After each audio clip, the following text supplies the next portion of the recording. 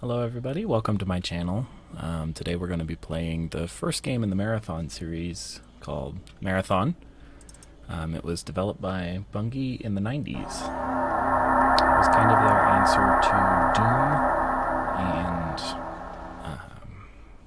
Duke Nukem, games in that nature of the time, and it was released almost exclusively for Macintosh computers back in the day. In the early 2000s, Bungie decided to release the source code for all their games and make them free to play, and a group of people going under the name of Aleph One took all the games, created an engine that worked on Windows, and updated all the graphics and everything, and brought it basically into the 21st century. So let's go ahead and get started here. This will be the first level. Basically, we are playing as what they call a cyborg. We've got a suit of power armor. It's specifically called Mjolnir Mark IV. And if that name sounds familiar to you, you might recognize it from the Halo series, because these guys are the same guys that did Halo. Basically, what's happening right now is the UESC Marathon is a colony ship that was bound for Tau Ceti and was attacked by the Four. The game progresses through terminal-based storyline. It's pretty interesting. Marathon emergency system broadcasts. Today at 0820 hours, the Marathon came under surprise attack from unknown hostile forces. The Marathon has sustained serious damage. At 0830 hours, alien forces boarded the Marathon. The current situation is dire. All personnel are required to arm themselves and fight for their lives. Incoming message from Leela. Welcome to the Marathon. I am Leela, one of the two surviving artificial intelligence aboard the Marathon. I have been severely damaged and am working to understand the current situation. Find the teleport terminal located in the hangar's control room. By that time, I should have a better idea of what's going on. This is where you are now. From here, you can explore the rest of the hangar area, although not all the doors on the level are functioning. There's a pattern buffer at this location. Pattern buffers are our save locations, so that's where we can go to save the game. There's a jump pad at this location. Activate the terminal to leave the hangar area. So this is the first map. It's called Arrival. Basically, the subplot of the entire Marathon series is dealing with artificial intelligences and what happens when we make them too smart for themselves. Basically, what happens when they go rampant. And through these games, we get to see the stories of the three AIs that are on this ship, called Leela, Durandal, and Taicho.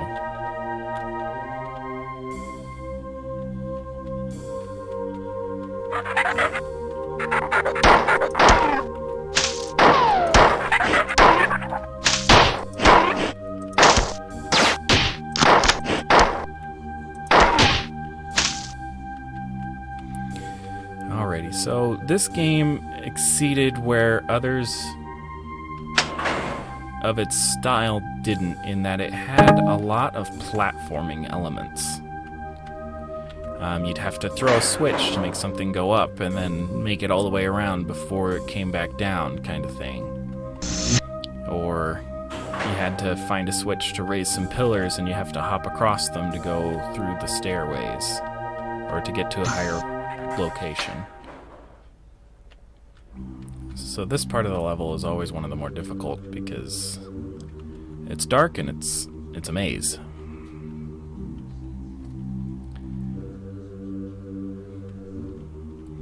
We just go up here. I know that there is, yep, one of these guys.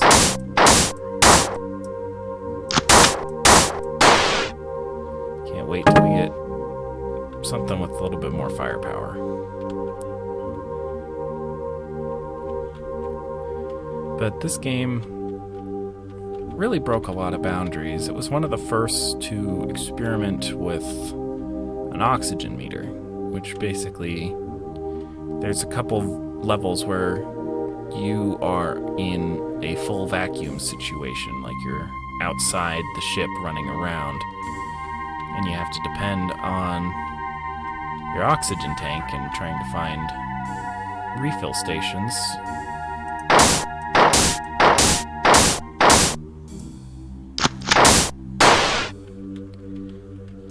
This game definitely went for more of the horror aesthetic. In case you couldn't tell from the background music, it definitely went for more of a horror vibe, and there are a lot of very dark corridors in this game.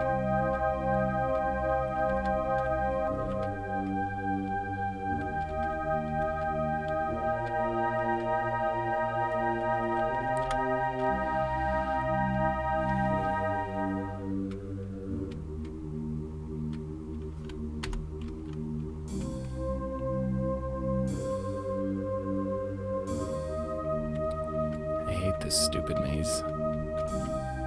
It seems so simple, and yet it really isn't. This is the way we need to go.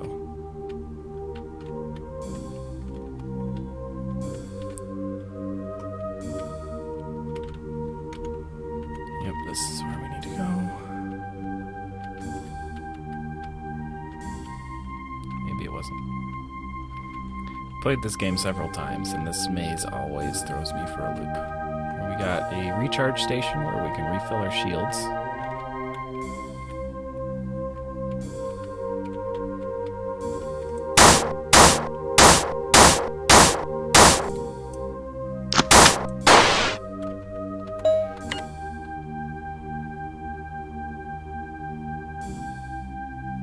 So basically what those guys are trying to do is hack into the computers and learn about humanity. Basically, this is just giving you a little bit of, I guess, canon or background story into the game. Those types of terminals aren't all that important.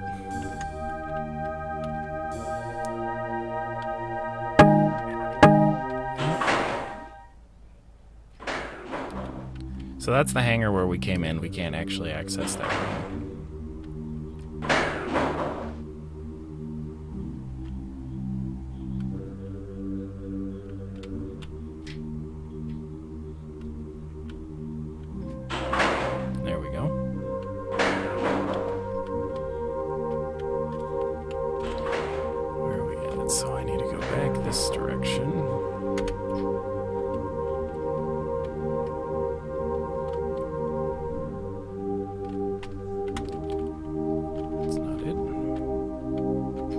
So thankful that this game includes a map.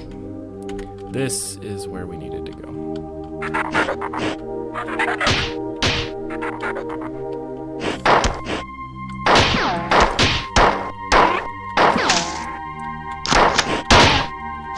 Ow.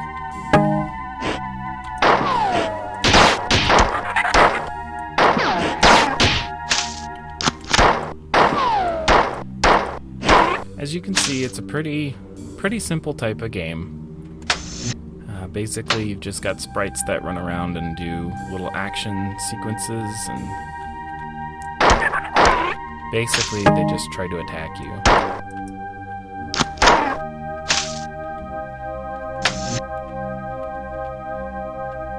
And if we go through here, this is basically just the beginning of the level again. We went on a very large loop all the way around the level. See, that's where we were on the other side over there. That's where we came in. And here is the jump pad that Leela was telling us about. All the information that I've gathered so far indicates that the alien invasion of the Marathon has been relatively uncoordinated. I suspect that this is partially due to the Marathon's large size. However disorderly the alien invasion is, their assault of the computer net has been extremely effective. I detect security breaches in almost every computer system on board the Marathon. I have learned that there is an alien creature that is capable of interfacing with our systems, which is the floating dude in the cloak that we saw earlier. You must kill any of these creatures that you find. It is a priority that we stop them. Even now they are penetrating my defenses. Teleport now.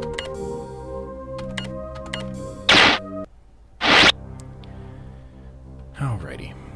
So here we are in the second level, called Bigger Guns Nearby.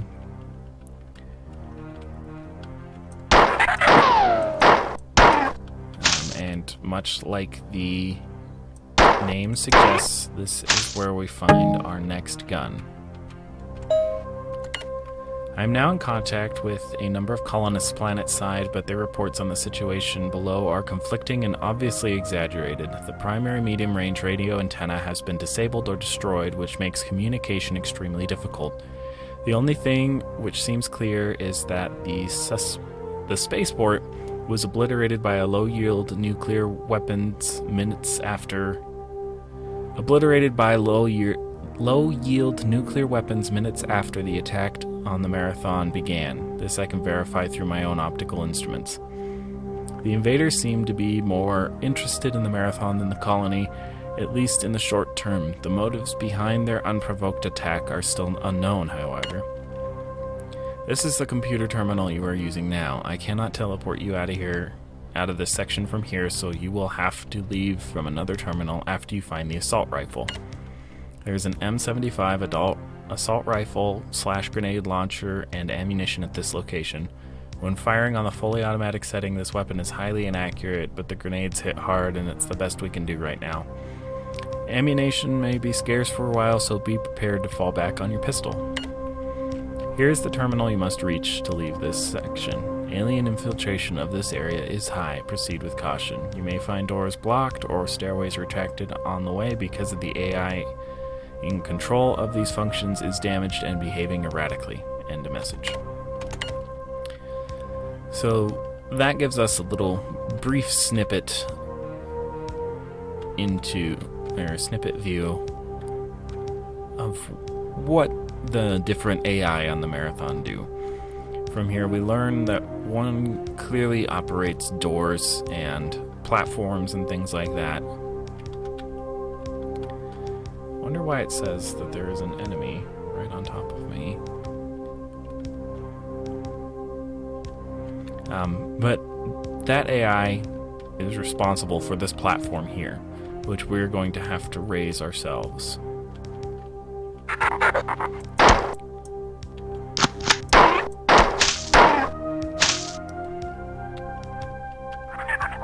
There is our assault rifle.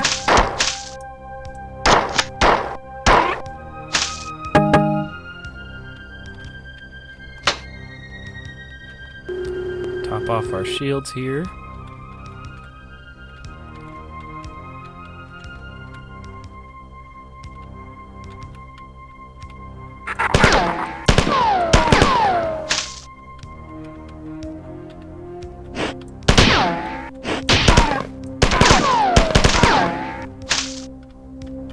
As you can see, it is wildly inaccurate, just like Leela told us.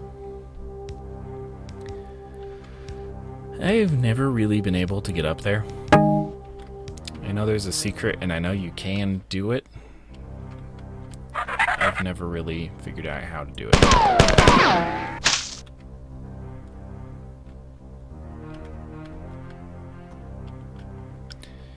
Alright, and here we have our switch that raised up those platforms.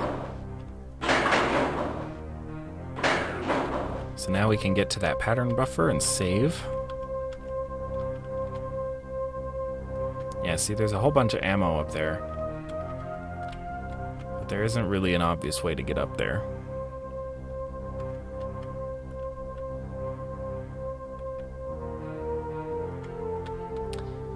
I think to do it, you have to do a grenade jump off of here. Because there's no actual jump mechanic for this game.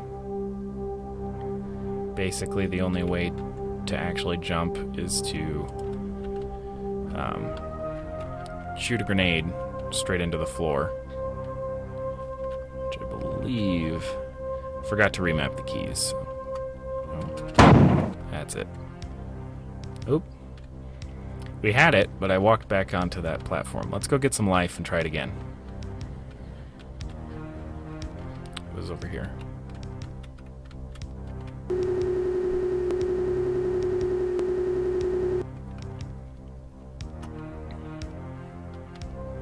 We don't have any grenade refills right now, so if we can't get this here shortly, I'm just gonna give up on it.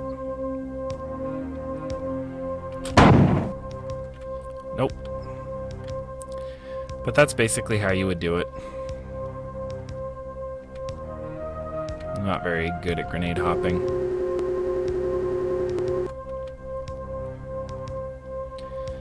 Alrighty, so we've got the platform raised. So now we can get up here. Game is saved.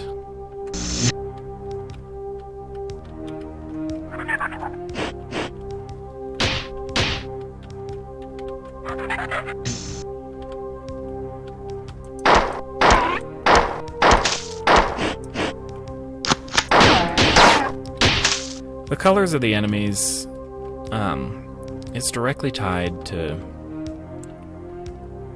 how strong they are. Greens are generally the weakest. Purple and orange are the next strongest, and blues are always the most aggressive.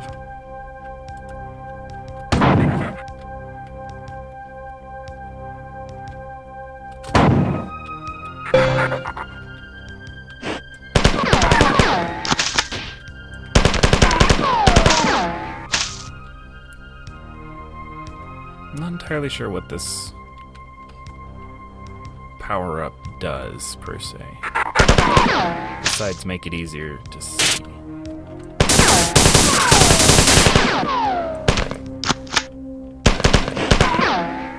Must be like a thermal vision upgrade, because it took away...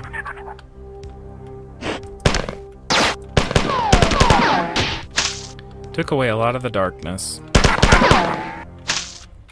And enemies are highlighted in red.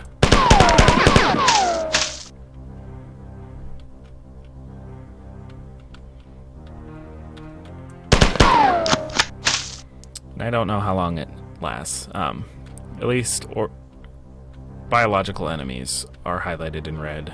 I don't know if you saw, but the cloaked dude did not show up.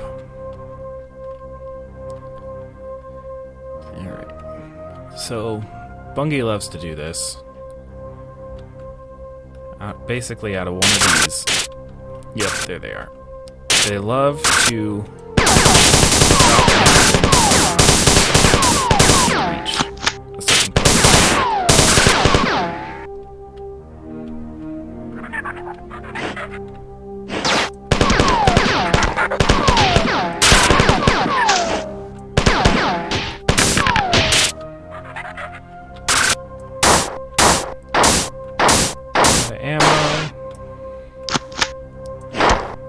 We're kind of in a one-hit and we're dead type scenario.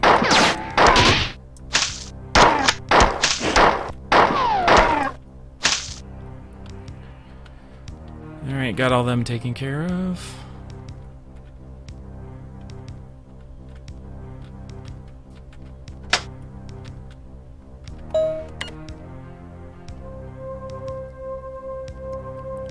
Alright, and this one is basically just telling you about doors and stuff like that in the marathon. There are 5 basic door designs.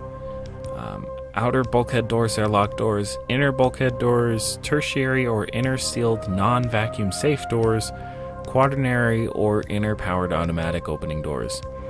Direct control of all doors except the tertiary and quaternary doors will be given to Durandal, with indirect control of all other doors going to Durandal. Durandal is another one of the AI on the ship. The difference between direct and indirect control primarily has to do with the manner of opening the doors. Durandal will only open a directly controlled door when he is specifically asked to do so. Indirectly controlled doors are automatically controlled by Durandal to open when needed.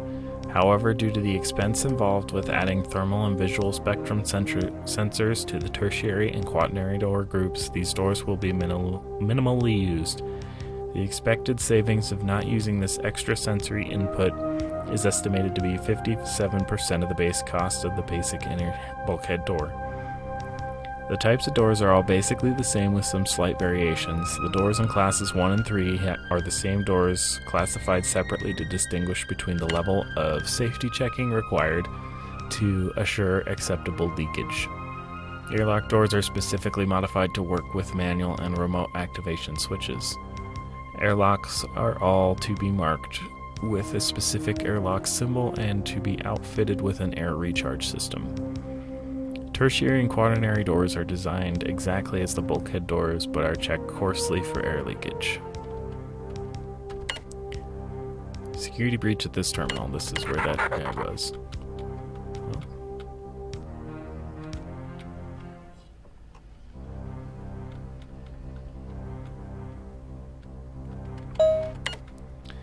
The Marathon's automated defenses were disabled during the initial attack by a directed magnetic pulse.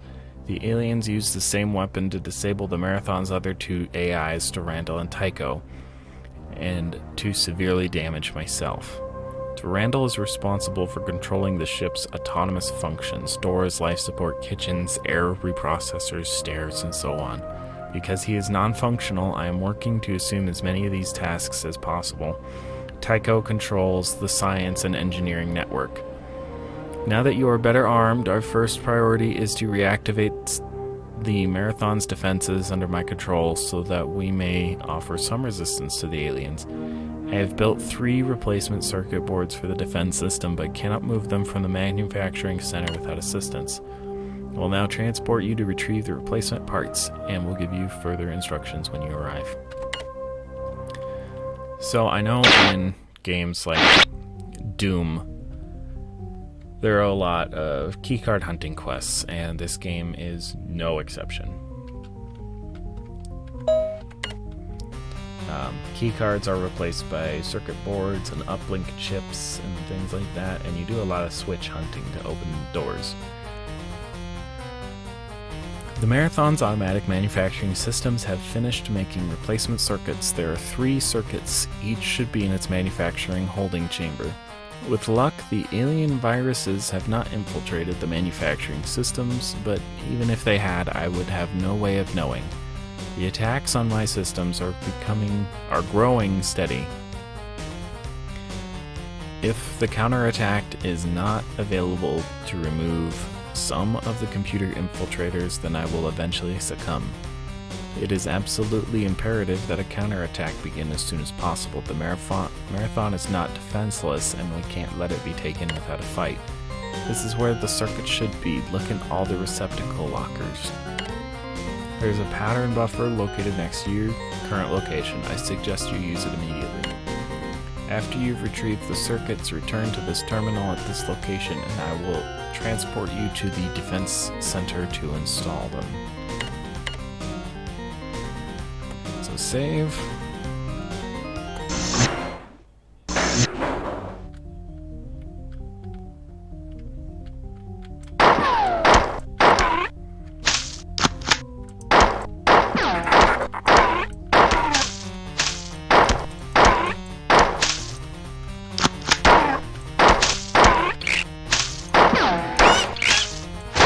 I was wondering when that was going to wear off.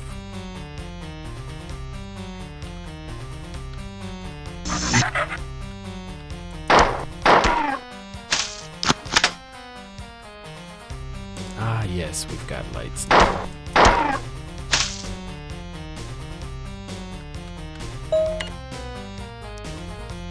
Now, this is the one we need to come back to when we have the chips.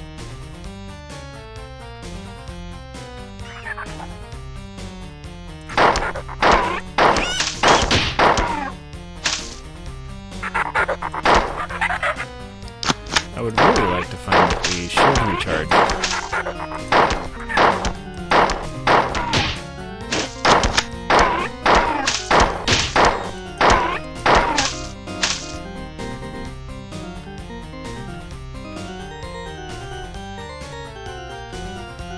This game is also very rewarding for exploring. Like, make sure you explore if you ever play these games, because you never know what you're going to find. There's always hidden areas in every level with ammo possibly a weapon that you can find earlier than you're supposed to?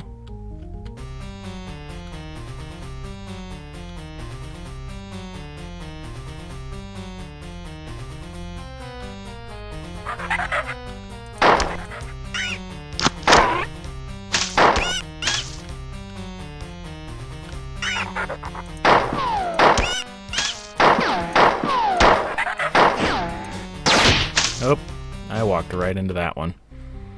Alright, let's try that again.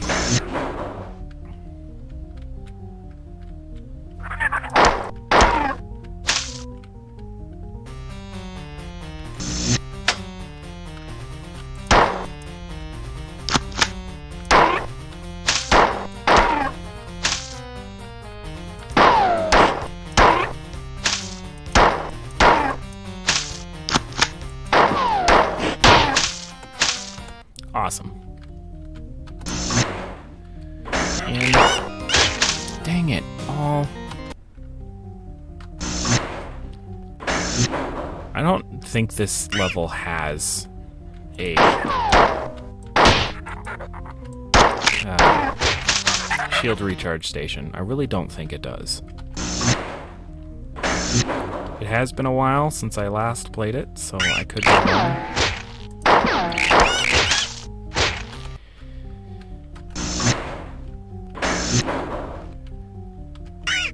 There are a lot of levels like this where you'll kind of get stuck between a rock and a hard place. With saving and having very low shields. Because there just aren't a lot of recharge points.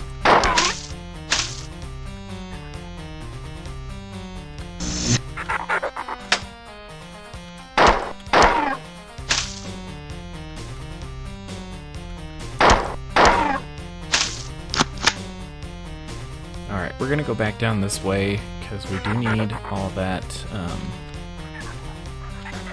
ammunition down there.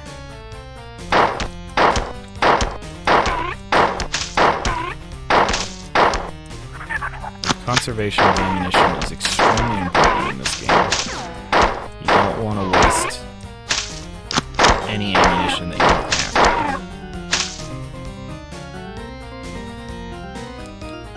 And it definitely gets more important the higher you turn up the difficulty on the game, because less and less ammo spawns in.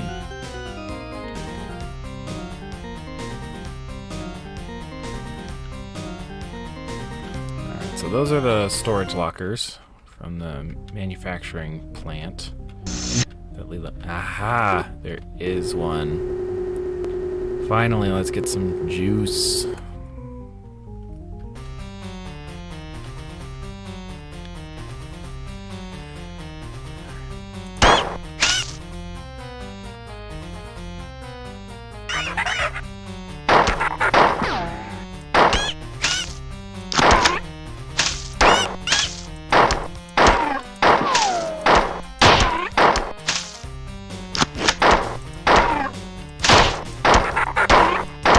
This game will give you a ton of ammo for the pistols when you first start out.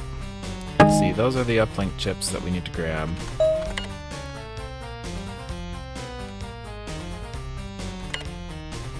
I was afraid this would happen. You'll have to go to the manufacturing transport station to get the last circuit board. Collect the 2 circuit boards that were transferred and then go to the transport station.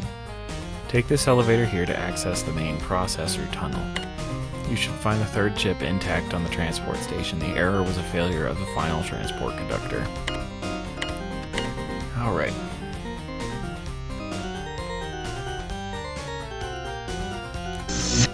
Forgot just how cheesy the music was in this game.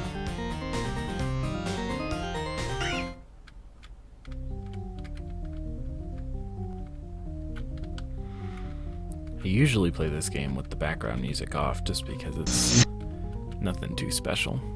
Right? The red boxes are assault rifle ammunition, the yellow boxes are pistol ammunition, and then the other weapons have their own. That's the second of the 3 circuit boards we're looking for. And nice assault rifle. A couple more pistol.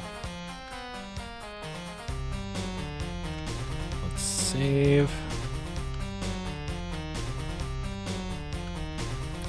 Some more ammo there. Always explore all the nooks and crannies of these places, guys. Always explore all the nooks and crannies.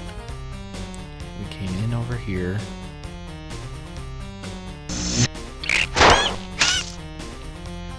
That's another thing Bungie does a lot, is they'll leave enemies on the other side of doors that you've seen the other side of, and then you finally get the opportunity to open it,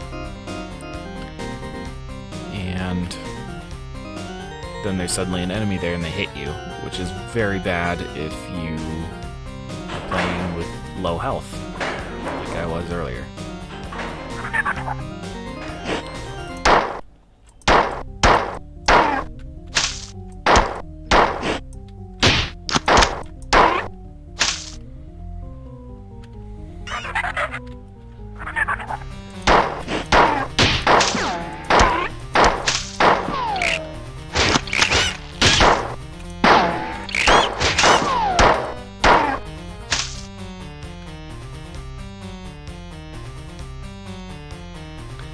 I do also wish that there was a reload feature in this game, but there isn't.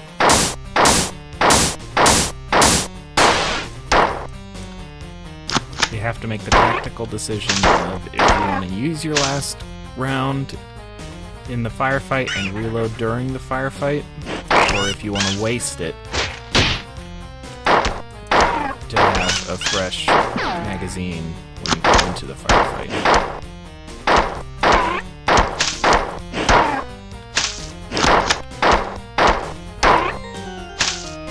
And due to the way that the game's enemies work, you definitely want to have a plan to always have somewhere to run.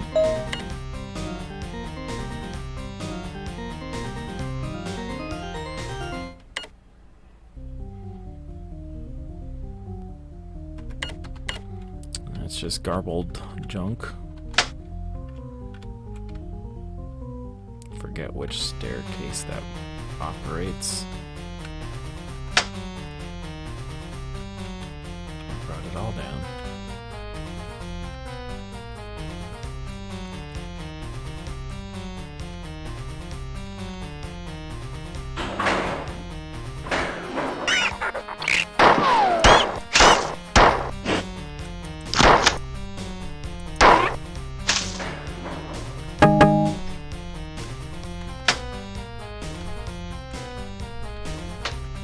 Always throw every switch you find. You never know what it's going to do. Case in point.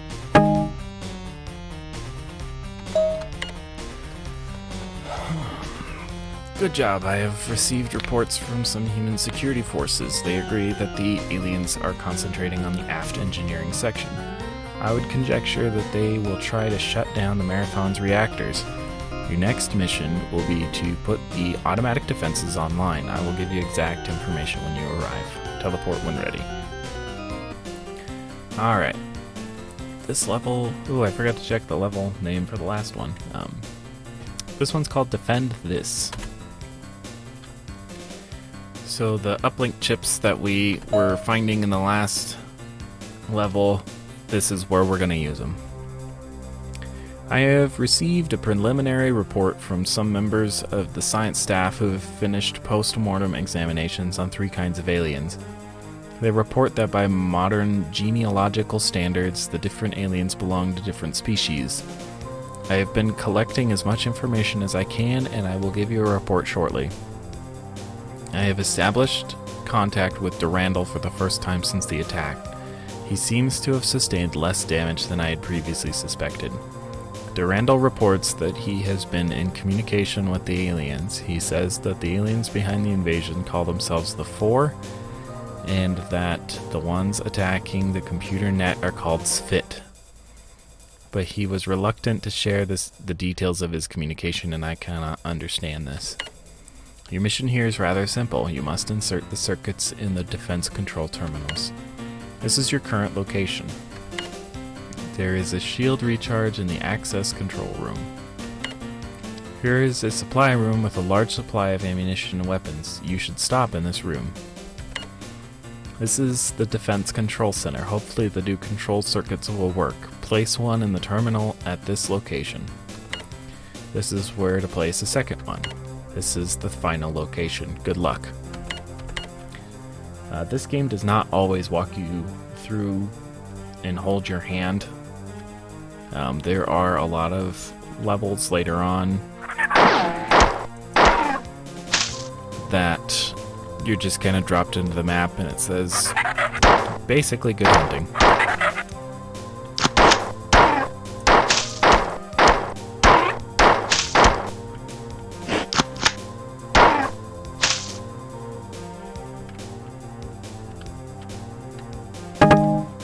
Ammo.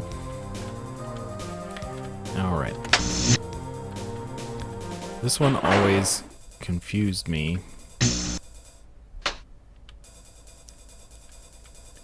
Because if you notice, we're going up towards the ceiling.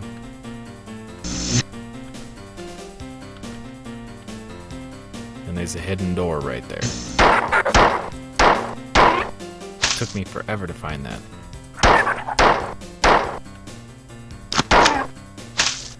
Alright, looks like we might have to start using this one.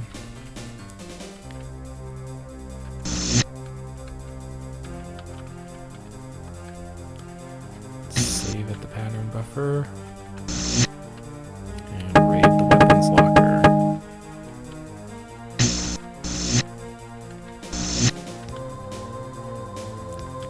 Now we have a full complement of magazines for this. We don't have a full complement of grenades for it though.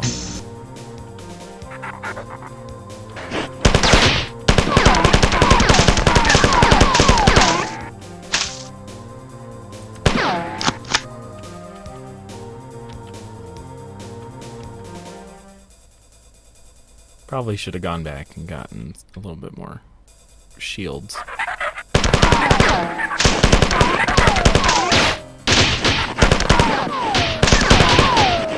It's not worth it to try and see stuff in the corners.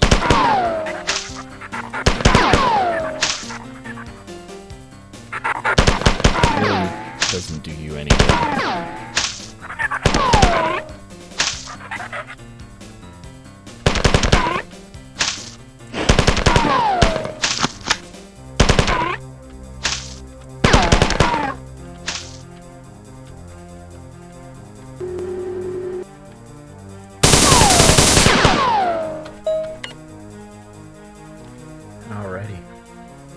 So here we see they're starting to broach the topic of rampancy, or what happens when an AI starts becoming self-aware. It is a side effect of rampancy that AIs generally become more aggressive and more difficult to affect by subterfuge. Thus, actually disassembling a rampant AI is quite dangerous. This was evident in the crash of Traxxas 4 in 2206. By the time that the rampancy of Traxxas was detected, he had already infiltrated 5 of the other AIs on the Martian net. The only recourse for the Martians was to shut down the Martian planetary net. Even then, it took 2 full years to completely root out the damage that Traxxas had done, and the repercussions of the crash were seen for over 10 years after his rampancy had begun. Rampancy has been divided into 3 distinct stages. Each stage can take a different amount of time to develop, but the end result is a steady progression towards greater intellectual activity and an acceleration of destructive impulses. It is not clear whether these impulses are due to the growth of the AI psyche or simply a side effect of the new intellectual activity. Section abbreviated. The 3 stages were diagnosed shortly after the first rampancies were discovered on Earth in the later part of the 21st century. The stages are titled after the primary emotional bent of the AI during each stage. They are melancholia, anger, and jealousy. In general, rampancy is accelerated by outside stimuli. This was discovered early in cybertronics. The more rampant AI is harassed or threatened, the more rapidly it becomes dangerous. Thus, most rampants are dealt with in one mighty attack in order to deny the AI time to grow or recover. There have been a few examples of this tactic not succeeding. In all of these cases, the rampant AI was never brought under control. Traxxas 4 is the most notable example. He was finally dealt with by a complete shutdown of his host network. Theoretically, testing rampancy should be easily accomplished in the laboratory, but in fact it has never successfully been attempted. The confinement of the laboratory makes it impossible for the developing rampant AI to survive. As the growing recursive programs expand with exponential vivacity, any limitation negatively hampers growth. Since rampant AIs need a planetary-sized network of computers in order to grow, it is not feasible to expect anyone to sacrifice a world web just to test a theory. In the 250 years since rampancy first appeared in the EarthNet, the stable rampant AI, the holy grail of cybertronics, has never come close to fruition. Since no rampant has ever been controlled or turned to any useful purpose, it is the opinion of this writer and of the majority of the cybertronic community that all rampant AIs are a danger to cyberlife, liberty, and the pursuit of thrashedness. James B. Miller, 2320, Life and Death of Intelligence.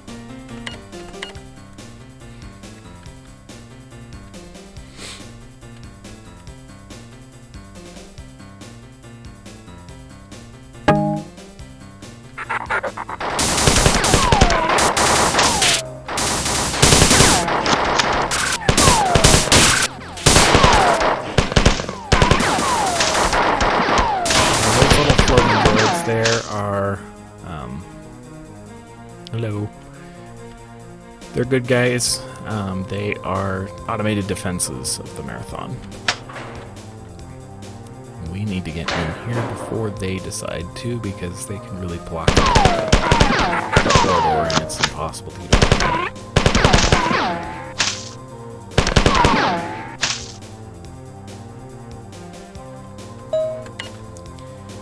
Alright, I have summarized all of the information that I have gathered on the aliens so far. 4 are generally thinner and lighter than humans and are superbly adapted for low-gravity environments. Durandal told me that there are many clans of 4, each physically distinct from each other, but my summary only includes 2 of them. Only 2 clans of the 4 have been examined. The fighter carries a shock staff which is capable of attacking at different settings. The trooper is armored for vacuum conditions and carries a combination explosive and impact projectile weapon which is similar to your AR-75.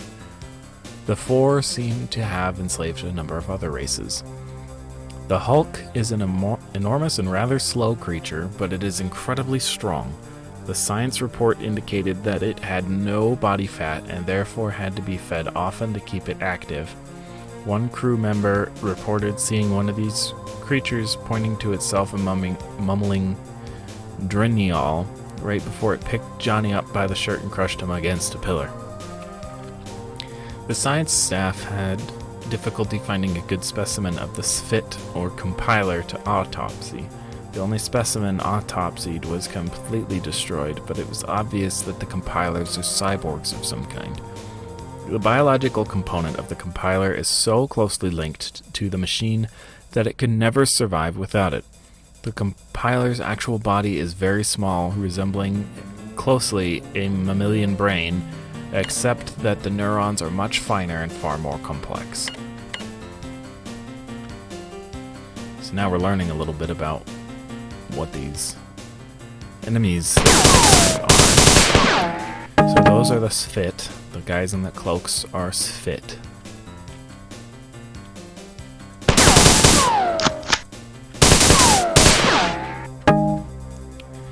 Alright, and here we have another puzzle. Each of these 4 switches opens or shuts different portions of this door, and you have to open them in the correct sequence to be able to get through. So that one opens that one. That one opens that one.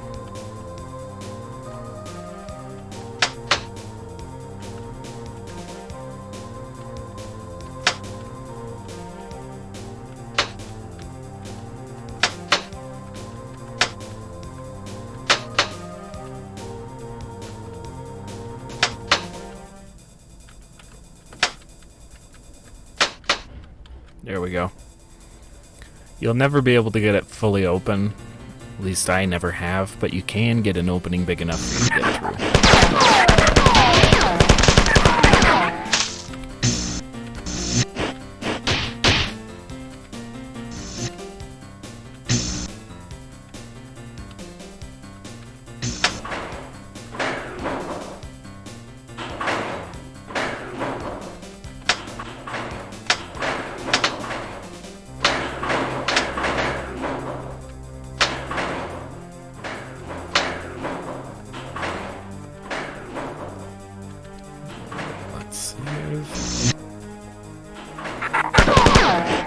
Ow.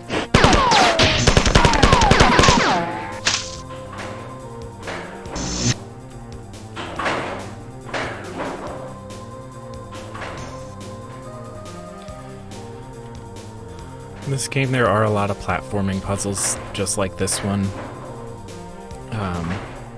Basically, what you have to do... Sorry. Oh, my video is frozen on my face.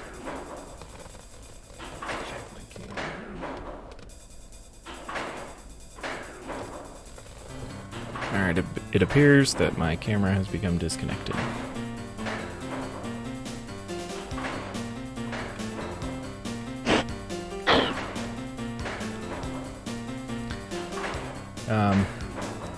Pardon my frozen face there, but... Oh, well, maybe I can Alt-Tab. There we go. Let's go ahead and take that out of there for right now. Yeah, it's not working right now.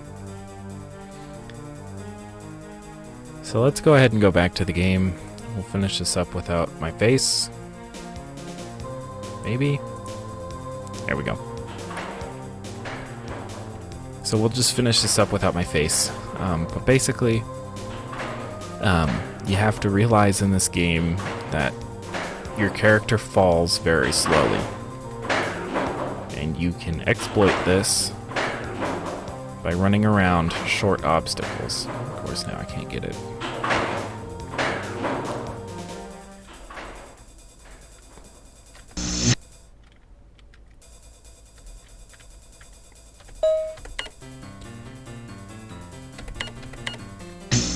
Oh yes, this room. Alright, so basically there's 3 doors here that you have to time getting through.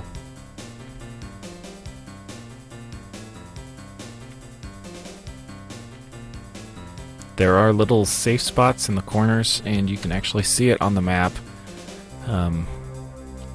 We are in that hourglass kind of shape. Like, we're the purple triangle, and the hourglass shape was the series of doors that we just came through. Any platform or door is going to be red on the map. So you can see those green triangles in between the doors are safe places that we can stand. So now let's get through this. And in each of these is where to install the chips.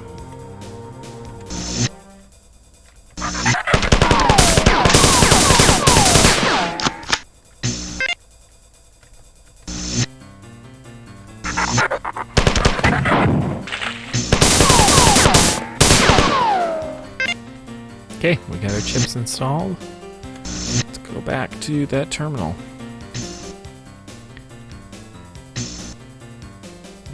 got all the way through.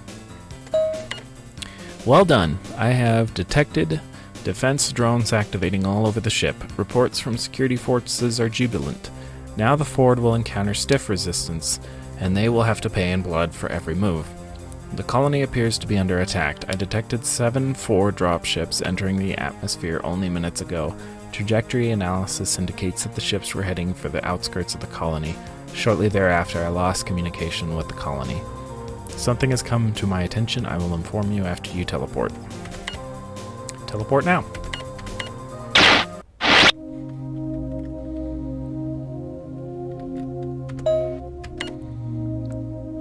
I have some bad news. Durandal has gone rampant, and he is in the angry stage.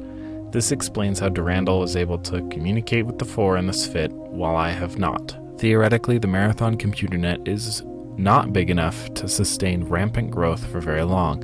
This means that as Durandal grows into the computer net, he will begin to affect all aspects of the ship, resulting in unpredictable failures of otherwise benign computer systems. I have teleported you here to make sure that Durandal cannot gain access to a vital section of the ship. There are a series of control switches that you will need to activate to block his access. Oop, what am I doing here? I hit the wrong button. Whoa.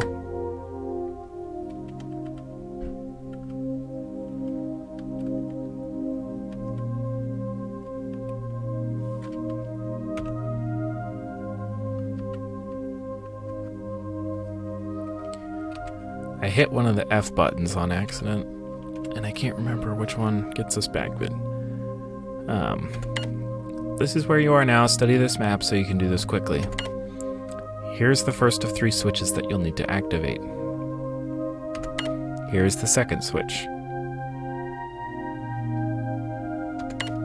This is the last switch. Be warned that the aliens have already entered this area. Oh. I did not realize you could play this game in third person. How do we get it out of first person or third person?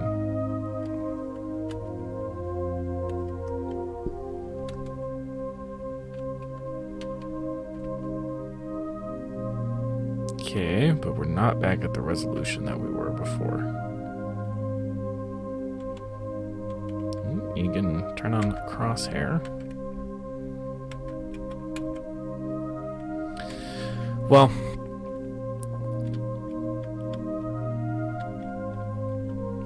no need to worry about that right now.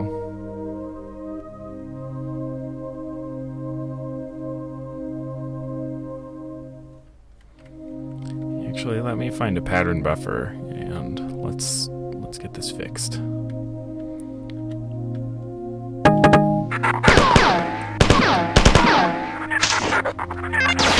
There's our first switch.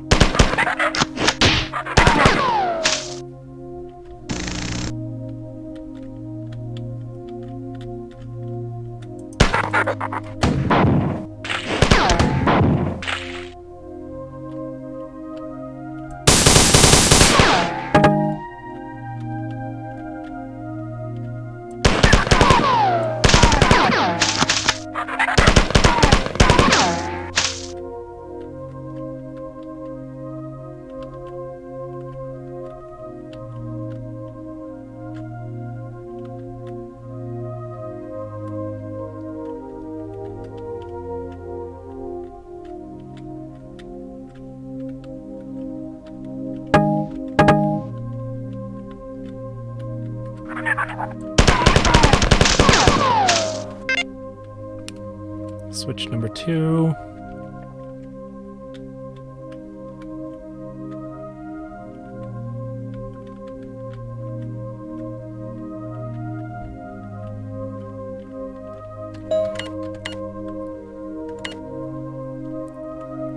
Do believe that's the second one I threw. I got that one. No, that's the one I just threw. Alright, so how do I get up there? This game's like a maze.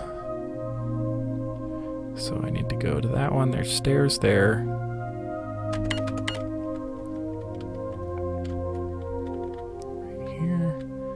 Pattern buffer.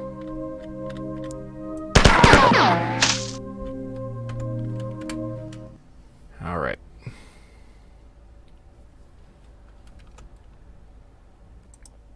Let's just close that. All right. Well, sorry, there's been some technical difficulties on this playthrough, guys. I think that's a pretty good stopping point for right now. Thanks for coming to my channel. If you like what you see, be sure to like, comment, and subscribe, and we'll see you next week. Bye.